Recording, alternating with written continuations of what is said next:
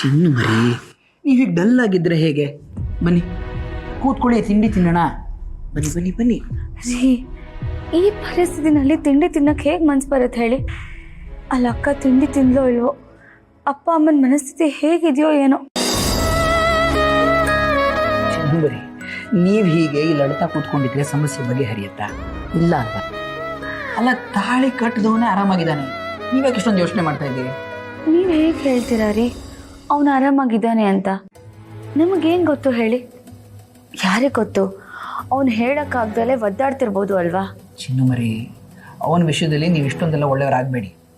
ಅವ್ನು ಮಾಡಿರೋ ತಪ್ಪು ಒಪ್ಕೊಳ್ಳೋಣ, ಆದರೆ ಇನ್ನೊಬ್ಬರಿಗೆ ಬೇಕು ಅಂತ ನೋವು ಮಾಡೋದು ಮನುಷ್ಯತ್ವ ಅಲ್ಲ ಚಿನ್ನು ಮರಿ. ನೋಡಿ, ತಪ್ಪು ಅಂತ ಒಪ್ಕೊಂಡು ನಿಮ್ಮ ಮನೆಯವ್ರ ಮುಂದೆ ಹೇಳ್ಕೊಂಡಿದ್ದಿದ್ರೆ ನಿಮ್ಮ ಮನೆಯವರೆಲ್ಲ ಅವನು ಒಪ್ಕೋತಿದ್ರು ಅಲ್ವಾ? ಅದನ್ನು ಬಿಟ್ಟು ಹೀಗೆಲ್ಲ ಬೇಕು ಅಂತ ನೋವು ಕೊಡೋದ್ರಲ್ಲಿ ಏನು ಅರ್ಥ ಇದೆ? ನಂಗೆ ಅದೆಲ್ಲ ಗೊತ್ತಿಲ್ಲ ರೀ. ಅಕ್ಕನ ಪರಿಸ್ಥಿತಿ ಗೊತ್ತಾದ್ಮೇಲೆ ನಂಗೆ ಏನು ಮಾಡೋದಕ್ಕೂ ಮನಸ್ಸಿಲ್ಲ. ದಯವಿಟ್ಟು ಅವನೆಲ್ಲಿದ್ದಾನೆ ಅಂತ ಹುಡುಕಿ ಪ್ಲೀಸ್.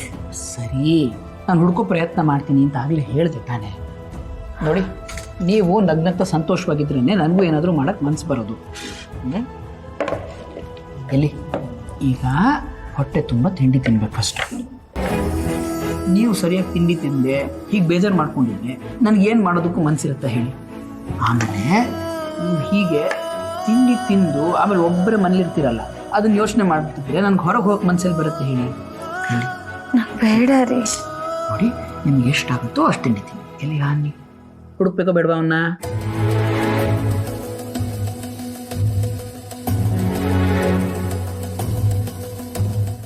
ಛೇ, ಅವನು ಯಾವನೋ ತಾಳಿ ಕಟ್ಟಿದ್ದಾನೆ ಅಂತ ಇವ್ರು ಯಾಕೆ ಇಷ್ಟೊಂದು ನೋವು?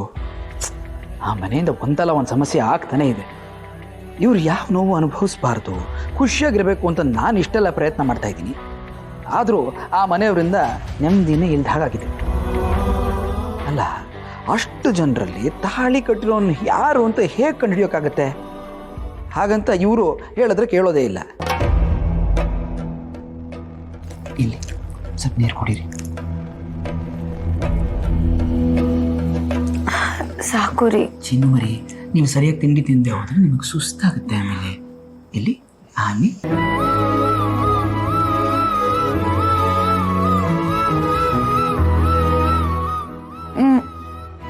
ನಿಜವಾಗ್ಲೂ ಸಾಕು.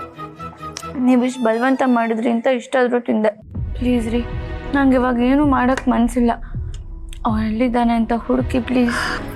ಸರಿ ಚಿನ್ನು ಮರಿ, ನಿಮಗೋಸ್ಕರ ನಾನು ಖಂಡಿತ ನೋಡೋ ಪ್ರಯತ್ನ ಮಾಡೇ ಮಾಡ್ತೀನಿ.